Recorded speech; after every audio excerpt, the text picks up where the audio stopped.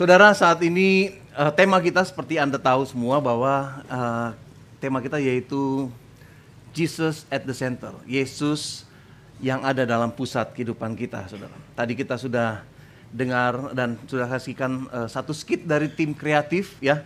Luar biasa, saya sampai nangis tadi. Terharu, mereka benar-benar real ya. Semua terjadi dalam keluarga demi keluarga. Pertengkaran, keegoisan kita, saudara ya, keinginan kita untuk didengar, keinginan kita untuk dimengerti, saudara ya, itu real dan terjadi dalam kehidupan kita sehari-hari, saudara. Nah, luar biasa sekali ya cara mereka menggambarkan, dan saya mau ajak kita semua bisa kasih aplaus kepada tim kreatif. Mereka luar biasa sekali. Nah, saudara, dari skit ini kita bisa lihat banyak orang yang menjadi korban atau punya mentality, victim mentality, mental korban, saudara ya. Kalau kita lihat tadi sama-sama si bos Adam, saudara ya. Bukan bosnya Adam gitu ya. Saya nggak tahu bosnya namanya apa ya. Si bos ini dia merasa jadi korban dari jeleknya performance dari Adam. Adam merasa jadi korban dari bos yang otoriter seperti itu, gitu ya. Kemudian istrinya Adam, kalau nggak salah namanya Joan ya. Istrinya Adam, Mira, dalam case yang tadi, dia merasa jadi korban dari suaminya yang nggak kasih cukup uang untuk bisa menikmati kehidupan, saudara. Adam sendiri merasa dia jadi korban dari istrinya yang selalu menuntut, saudara. Kemudian ada Jesse, saudara. Jesse dia merasa jadi korban buat teman-temannya yang mau mereka juga punya nilai yang baik. Teman-temannya juga di satu pihak merasa jadi korban yang dari Jesse yang gak mau bagi contekan, saudara. Semua merasa jadi korban. Jemaat merasa jadi korban dari pendetanya. Pendetanya merasa jadi korban dari jemaatnya, gitu ya. Rakyat merasa jadi korban dari pemerintah, dari presidennya. Presiden merasa jadi korban dari rakyat yang menghujatnya, gitu ya. Itu playing victim semuanya, gitu ya. Kemudian konflik yang terjadi di seluruh dunia juga seperti itu, gitu ya. Rusia merasa jadi korban dari intrik-intrik politik dari Ukraine. Ukraina merasa menjadi korban dari Rusia, saudara. Hamas merasa jadi korban dari Israel. Israel merasa jadi korban dari Hamas, saudara. Nggak habis-habisnya, saudara, mental korban. Selalu menyalahkan, cari faktor luar yang menjadi penyebab misery atau penderitaan yang terjadi. Membuat orang selalu merasa bersalah. Kamu yang salah, gitu ya. Orang lain harus bertanggung jawab terhadap kebahagiaan mereka, saudara. Itu sebabnya ada mental korban ini. Menuntut orang lain untuk mengerti. Baru-baru ini saya lihat di TV tentang kelompok klub mobil, saudara, yang berantem dengan mobil Fortuner. Yang klub mobil yang mau lewati Fortuner itu merasa jadi korban dari si mobil Fortuner ini, saudara. Sampai dia marah-marah. Mobil Fortuner juga merasa jadi korban. Lagi macet, lu mau maksa, gitu. Kemudian ada kejadian-kejadian yang lain, saudara ya. Karena orang semuanya merasa jadi korban. Di sini berapa banyak yang merasa jadi korban? Nggak usah angkat tangan. Di dalam hati aja, karena Tuhan tahu. Dunia kacau karena setiap orang menunjuk jari kepada orang yang lain. Lucy yang salah, gitu ya. Sorry yang namanya Lucy. Selalu jadi ini, saudara, jadi sesuatu yang selalu dilakukan oleh setiap orang. Dunia kacau karena setiap kelompok menunjuk jari kepada kelompok yang lain. Dan setiap negara menunjuk jari kepada negara yang lain. Tetapi semua kita, umat manusia, siapapun dia, memberikan kontribusi dalam kekacauan dalam dunia ini. Saudara, seperti kandang, saudara. Kandang hewan, gitu ya. Nah, saudara, musim panas yang lalu saya dikasih kesempatan untuk melakukan perjalanan misi ke Mongolia, saudara. Nah, di sana saya pergi ke beberapa tempat dan yang paling sering pergi ke rumah Ger gitu ya. Ger itu tahu ya, rumah Mongolia. Kalau berapa banyak yang di sini pernah baca Koping Ho. Nah, rumah-rumah yang seperti itu gitu ya, Mongolia seperti itu. Kita pergi ke keluarga di situ, saudara, kemudian kita dijamu. Nah, di situ biasanya keluarga-keluarga ini punya peternakan yang banyak, itu kambing, dombanya sama sapi dan onta dan kuda, saudara, banyak sekali, saudara. Nah, ini baunya itu. Saya sampai kira-kira hampir 10 hari kita di sana dan hampir setiap hari pergi ke ini ya, ke peternakan-peternakan ini gitu ya. Dan setiap hari ketemu kuda gitu ya, ketemu domba, ketemu unta, naik kuda juga gitu ya. Nah, satu yang khas dari setiap kunjungan itu yaitu baunya itu loh yang nggak tahan gitu ya. Itu bahkan sampai pulang ke tempat penginapan, saudara, itu masih nempel gitu di hidung, itu masih nempel baunya gitu ya. Nah, kepikir nggak saudara betapa saya mau bawa ini ke suasana Natal, kepada setting dari drama Natal. Kepikir nggak saudara kalau di dalam kehidupan Yesus waktu dia lahir di kandang seperti ini. Mungkin saudara kalau kita pergi ke mall suka ada kandang, kemudian ada Maria di sana, ada Yusuf di sana, ada bayi Yesus, ada domba-domba, ada gembalanya, ada orang majusnya. Mungkin itu gambarannya kita, tapi kita nggak pernah tahu betapa baunya tempat itu waktu Yesus dilahirkan, saudara ya. Nah, coba lihat ini ya.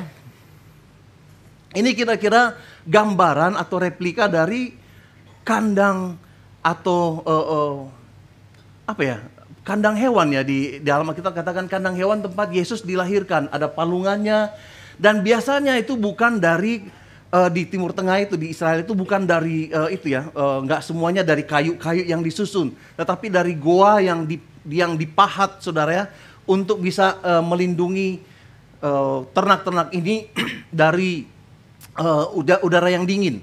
Nah, ini replika yang dibuat di The Christmas Cave namanya, di Ohio ya, di Amerika. Kemudian ini saudara, tahun 2017 yang lalu di salah satu kota dekat Nazaret, mereka waktu para petani ini lagi menggali untuk musim tanam yang baru, tiba-tiba mereka ketemu goa, atau bukan goa tapi kandang yang dulu dipakai di zamannya Yesus, waktu Yesus masih ada gitu ya. Ini goanya mereka ketemu, masih bagus dan banyak peralatan-peralatannya masih ada. Anda bisa Google di internet, di website tentang penemuan yang paling baru. Seperti ini kira-kira, saudara ya. Bau, kotor, dan berisik, saudara ya. Bau, kotor, dan berisik. Nah, tempat Yesus dilahirkan seperti ini, saat ini menjadi tempat yang luar biasa, saudara. Ini ada bintang, ada 14 sudut bintangnya. Di situ orang berdoa di situ, dan di situ di Bethlehem ini, di Bethlehem saudara, dipercaya adalah tempat Yesus dilahirkan. Ini namanya, jadi kandang yang sebelumnya ini, saudara ya, kandang yang sebelumnya yang seperti ini, sekarang bentuknya itu jadi seperti ini. Ini namanya The Church of Nativity, gereja Natal, kira-kira seperti itu gitu ya. Nah, dibangun tahun 330 waktu seorang kaisar menjadi percaya kepada Tuhan atau menjadi lembut kepada orang Kristen setelah dianiaya bertahun-tahun. Ini saudara, pintunya, ini pintunya kecil sekali saudara. Nama pintunya itu The Door of Humility, pintu kerendahan hati. Karena tingginya cuma 120 cm, kira-kira seperti ini saudara. Jadi kalau masuk ke dalam, entah orang itu harus berlutut atau pokoknya membungkuk menunjukkan kerendahan hati untuk masuk ke dalam. Dan di dalam itu luar biasa sekali saudara. Anda bisa lihat kandang domba, lumpur-lumpur, kotoran-kotoran binatang, kencing binatang gitu ya. Tiba-tiba sekarang ini berubah menjadi sesuatu yang sangat indah, saudara. Apa yang terjadi di sana, saudara? Apa yang terjadi di daerah itu, saudara? Anda mau lihat, saya mau bandingkan seperti ini ya. Ini istananya Herodes gitu ya. Ini miniatur dari istana Herodes di Yerusalem. Zaman dulu harusnya seperti ini, sekarang jadi tinggal puing-puing dan jadi museum, saudara. Kita lihat di dalam Alkitab ada beberapa bangunan yang disinggung di dalam kisah Natal, saudara, yaitu istana Herodes. Waktu orang Majus datang, mereka datang ke istana tanya, di mana raja itu akan lahir. Kemudian bangunan yang lain yang di-mention atau disinggung oleh Alkitab yaitu penginapan-penginapan. Ingat ya, Maria dan Yusuf datang karena akan melahirkan ke penginapan-penginapan itu. Tapi mereka ditolak oleh pemilik penginapan, katanya karena penuh. Ya. Bagaimana keadaan penginapan-penginapan pada saat itu, saudara? Saat ini, saya tahu penginapan pada waktu itu mungkin penginapan yang mewah gitu, yang bagus-bagus. Tetapi sekarang ini penginapan-penginapan itu sedang digali oleh para arkeolog gitu ya. Ini ekskavasi tahun 2014-2015 di dekat gereja Nativity gitu ya, yang menemukan evidence tentang rumah-rumah pada waktu itu di mana Yusuf dan Maria ketok pintunya dan tanya, bisa nggak kita tinggal di sini, istri saya akan melahirkan. Dan menurut malaikat yang lahir ini Mesias, mungkin seperti itu gitu ya. Tapi mereka menolak, semuanya menolak. Di mana mereka sekarang itu, bangunan-bangunan itu, istana Herodes menjadi reruntuhan, penginapan-penginapan tertutup tanah dan sedang digali saat ini. Hanya, saudara, hanya kandang yang hina ini, kandang yang bau ini, kandang yang rusak ini, kandang yang berisik ini, yang kotor ini, saudara, yang berubah menjadi jauh lebih baik, jadi jauh lebih bagus, saudara. Dari kandang yang kotor, bau, saudara, menjadi gereja yang berdiri selama ratusan tahun, lebih dari 1000 tahun berdiri, saudara. Apa yang terjadi, saudara? Apa yang membedakan antara istana Herodes dan hotel-hotel yang diketuk oleh Yusuf dan Maria dengan kandang ini? Apa yang membedakan mereka? Yang lain sudah jadi reruntuhan, yang lain sudah terkubur dalam tanah. Kenapa tempat jelek ini berubah menjadi rumah Tuhan, saudara? Yang membedakan cuma satu. Di sini, di palungan ini, di kandang ini, Yesus lahir, saudara. Coba katakan kepada kiri kanan, Yesus lahir di situ. Kelahiran Yesus merubah secara radikal, saudara. Merubah secara radikal situasi dan suasana tempat itu. Tanpa kelahiran Yesus, saudara, nggak akan terjadi perubahan yang radikal seperti ini, saudara. Tanpa kelahiran Yesus, tidak ada Nativity Church, saudara. Tanpa kelahiran Yesus, Natal hanyalah libur, saudara. Tanggal merah, seperti perayaan-perayaan yang lain. Itu sebabnya, saudara, Natal kali ini kita harus mengizinkan Yesus lahir di dalam hati kita masing-masing, saudara. Amin. Kalau enggak, saudara, kehidupan kita makin lama, saudara, akan makin buruk, saudara. Sehingga, saudara, waktu kita mengizinkan Yesus lahir dalam hati kita, Natal bukan lagi perayaan, tetapi menjadi pengalaman. Amin, saudara. Menjadi suatu pengalaman, saudara. Saya mau ajak kita lihat sama-sama di dalam Yeremia. Yeremia 17 ayat 9 sampai 10, saudara. Saya ambil dari kitab bahasa Indonesia sehari-hari. Hati manusia itu tak dapat diduga, paling licik dari segala-galanya, dan terlalu parah penyakitnya. Coba baca. Itu hati kita, saudara. Itu hati saya. Itu hati semua manusia. Gak dapat diduga, paling licik dari segala sesuatu, terlalu parah penyakitnya, katanya. Persis seperti kandang binatang ini, saudara. Hati saya pun demikian, saudara. Mungkin saya perkenalkan, nama saya Fernando Mewengkang, saya senior pastor di sini. Mungkin ada beberapa yang katakan, wah keren. Enggak, saudara. Hati saya seperti ini, saudara. Licik, kotor, saudara. Bau seperti kotoran dari sapi, seperti urin, saudara, dari binatang-binatang. Hati semua manusia seperti itu, saudara. Terlalu parah, terlalu sakit, terlalu parah sakitnya, katanya. Itu hati manusia, saudara. Itu hati kita semua di sini, saudara. Sekalipun ditutupi oleh parfum, saudara. Sekalipun ditutupi oleh jas yang bagus, saudara. Tetapi Tuhan yang duduk di sana bisa mencium aroma busuknya kita, saudara.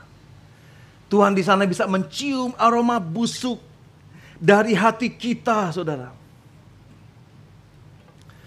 Di ayat yang ke-10 katakan, Aku Tuhan yang menyelidiki hati, batin manusia kuuji. Setiap orang kubalas menurut tingkah lakunya dan kuperlakukan sesuai dengan perbuatannya. Aku Tuhan yang menyelidiki hati dan menguji hati. Tuhan tahu, saudara, siapa kita. Tuhan tahu betapa busuknya kita. Tuhan tahu betapa busuknya hati setiap kita, saudara. Dan Tuhan gak tahan dengan bau seperti itu, saudara. Dan tidak ada satupun di antara kita yang bisa menutupi kebusukan hati manusia seperti ini, saudara. Saudara, izinkan Yesus lahir dalam hatimu. Pada waktu engkau mengizinkan Yesus lahir dalam hatimu, kandang yang bau, kandang yang kotor, kandang yang berisik itu, saudara, diubah secara radikal menjadi sesuatu yang baru, saudara. Anda mungkin seperti di dalam cerita Natal itu pemilik penginapan di mana Yusuf dan Maria mengetuk, izinkan Kristus lahir di tempat ini. Sorry, saya nggak bisa, saya belum siap, jangan dulu ya. Saya masih sibuk, bisnis saya sekarang ini lagi rame. Saya masih perlu bohong, saya masih perlu nipu, saya masih perlu ciak orang.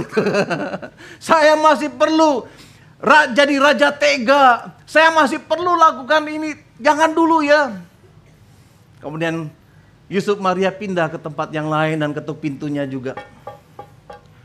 Boleh nggak Kristus lahir di sini? Tuhan, tunggu dulu, saya belum siap, Tuhan. Saya masih kotor, Tuhan. Saya mau singkirkan dulu penyakit-penyakit rohani saya dan penyakit-penyakit hati saya. Saya mau singkirkan dulu dan berusaha semuanya jadi baik dulu, baru saya merasa layak untuk mengundang Engkau masuk. Jangan dulu, Tuhan. Masalahnya begini, saudara. Kita, Anda dan saya, tidak akan pernah bisa membereskan kekotoran hati kita sendiri, saudara. Kapan kita bisa siap mengundang Dia kalau kita menghati, Tuhan, tunggu Tuhan, kalau saya bisa menguasai diri dulu. Tuhan, tunggu Tuhan, kalau saya bisa menjadi semakin baik dulu, Tuhan. Saya berhenti dulu, Tuhan, merokok. Saya berhenti dulu narkoba. Saya berhenti dulu kehidupan yang tidak layak di hadapan Tuhan. Baru saya bisa mengundang Engkau, Tuhan, masuk dalam hati saya, lahir dalam hati saya. Sampai saya layak dulu, Tuhan. Gak bisa, saudara. Gak bisa, saudara. Dengan kebaikan Anda dan saya, kita gak bisa menjadi terlalu layak untuk Tuhan lahir dalam hati kita. Yesaya 64 ayat 6 kita baca sama-sama. 1, 2, 3. Kami semua telah menjadi seperti seorang najis yang kena kusta karena dosa-dosa kami. Segala kebenaran kami yang sangat kami banggakan itu hanya seperti kain kotor yang buruk dan seperti kain yang buruk dan kotor. Saudara, seperti itu kita, saudara. Banyak orang yang merasa bangga dengan dirinya. Oh, saya lebih baik daripada dia. Saya persembahannya rajin, perpuluhannya rajin. Saya rajin ke gereja, saya melayani. Ada banyak kebanggaan yang diberikan. Tapi kalau itu datang dari kedagingan kita, saudara, firman Tuhan katakan, kebaikan kita yang kita banggakan itu seperti kain buruk dan kotor, saudara. Nggak akan pernah ada waktu dalam kehidupan Anda dan saya untuk benar-benar pas dan benar-benar layak untuk mengundang Dia masuk dalam kehidupan kita, saudara. Natal mengingatkan, pada waktu Yesus datang, Yusuf dan Maria datang ke kandang itu. Kandang itu tetap kotor, saudara. Kandang itu bau. Tetapi pada waktu dia datang, Yesus lahir di situ secara radikal. 2000 tahun yang lalu, saudara. Tempat itu menjadi tempat yang istimewa. Amin, saudara. Ketika Yesus lahir dalam diri kita. Yohanes 3 ayat 16, karena begitu besar kasih Allah akan dunia ini sehingga ia mengaruniakan anaknya yang tunggal. Supaya setiap orang yang percaya kepadanya tidak binasa melainkan beroleh hidup yang kekal. Ketika Yesus lahir secara rohani di hatimu, hatimu menjadi bait Allah. Ada roh Tuhan di situ. Sama seperti yang terjadi pada transformasi Bethlehem, kandang Bethlehem. Yang kotor, bau, berisik seperti itu, saudara, menjadi rumah Tuhan. Kenapa? Karena ada roh Tuhan di situ, saudara.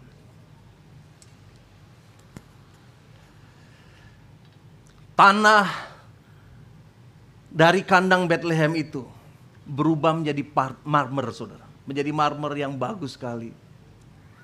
Dulunya penuh dengan bau busuk, saat ini gereja The Church of Nativity penuh dengan kemenyan yang wangi semerbak di setiap ruangannya. Dulu gelap dan lembab, sekarang menjadi terang dan nyaman, saudara. Dulu berisik dengan suara binatang, saat ini penuh dengan pujian dan nyanyian kepada Tuhan. Perubahan seperti itu yang Tuhan kerjakan kepada satu kandang kecil di mana Yesus lahir di situ, saudara. Yesus mengubah kandang yang jelek menjadi sesuatu yang indah. Secara fisik terjadi di kandang Bethlehem, secara spiritual dan rohani terjadi dalam kehidupan Anda dan saya, saudara. Yang dulu penuh kebusukan, penuh kejahatan, saat ini penuh dengan hadirat Tuhan. Saudara, saat ini saya sangat rindu kita semua, Anda dan saya yang ada di sini maupun Anda yang mengikuti secara online di rumah. Saya mau Anda mengalami, saudara, pengalaman kelahiran Kristus dalam hati Anda. Jangan pulang ke rumah tanpa mengalami pengalaman ini. Jangan lewati hari ini tanpa mengalami perubahan dalam hatimu. Tanpa mengalami kelahiran Kristus dalam hatimu, saudara. Hotel-hotel yang dikunjungi Yesus, yang dikunjungi Yusuf dan Maria, saudara, mereka menolak. Mereka katakan, maaf gak bisa, sorry lain kali aja. Sorry penuh, gak ada tempat.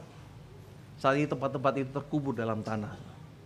Tapi kandang kecil itu menjadi sesuatu yang indah, jadi rumah Tuhan. Jadi inspirasi bagi banyak orang, menjadi harum dan menjadi berbeda. Itu adalah lambang apa yang terjadi dalam kehidupan Anda dan saya pada waktu kita mengizinkan Yesus lahir dalam hati Anda, dalam hati kita semua. Saat ini ketika Roh Kudus mengetuk pintu hati Anda, jangan keraskan hatimu, saudara. Amin. Coba coel kiri kanan dan katakan, jangan keraskan hatimu. Jangan biarkan temanmu menjadi penghalangmu untuk menerima berkat ini. Jangan biarkan keluargamu menjadi penghalang. Jangan biarkan pekerjaanmu jadi penghalang. Kesibukanmu jadi penghalang. Komunitasmu jadi penghalang. Jangan biarkan itu menghalangi berkat Tuhan dari kelahiran Kristus dalam hati Anda, saudara. Sekali lagi, Natal bukan perayaan, tapi suatu pengalaman rohani, saudara, yang terjadi dalam hati. Tanggal 10 April tahun 1994, hampir 29 tahun yang lalu, di gereja yang ada di Jepang waktu itu, saya sangat terpuruk, saya sangat dalam keadaan yang paling rendah dalam hidup saya. Saya datang ke gereja itu dan tiba-tiba Tuhan memenuhi hati saya menangis waktu itu dan saya menerima Yesus sebagai Tuhan dan Juru Selamat pribadi. Hari itu 10 April 1994, Yesus lahir dalam hati saya. Dan sejak saat itu, saudara, hidup saya diubah oleh Tuhan. Hati yang kotor, saudara, yang tidak kudus diubah jadi bait Roh Kudus, saudara. Tuhan mengubah hidup saya dan peristiwa itu mengubah jalan hidup saya juga, saudara. Dan saya ingin hal itu terjadi dalam kehidupan Anda, saudara. Saya ingin Natal pada hari ini menjadi Natal pribadi, bukan Natal perayaan, saudara. Amin. Saya mau ajak kita semua untuk bisa bangkit berdiri. Maukah Anda menjadikan Yesus sebagai Tuhanmu? Maukah Anda mengizinkan Yesus lahir dalam hatimu?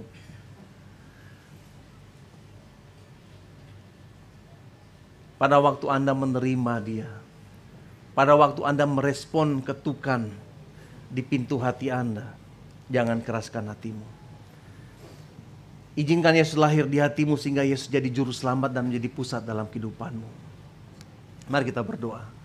Bapa di surga, terima kasih untuk sharing singkat ini di hari Natal ini, Tuhan, perayaan Natal kami. Tuhan, kami membutuhkan Engkau, kami membutuhkan perubahan yang radikal, Tuhan. Kami membutuhkan kelahiran Kristus dalam hati kami masing-masing, Tuhan. Aku berdoa saat ini, Roh Kudus sudah berbicara dalam hati kami masing-masing, dan setiap orang, Tuhan, yang mendengar ketukan itu, yang belum pernah menerima Engkau sebagai juru selamatmu, Tuhan, mereka boleh memberikan respon. Mereka boleh mengizinkan Yesus lahir dalam hati mereka. Saudara, kalau Anda, waktu Anda mendengarkan firman Tuhan ini, dan firman Tuhan berbicara dalam hati Anda tahu saat ini Tuhan mengetok pintu hati Anda dan berkata, bolehkah Kristus lahir di hatimu?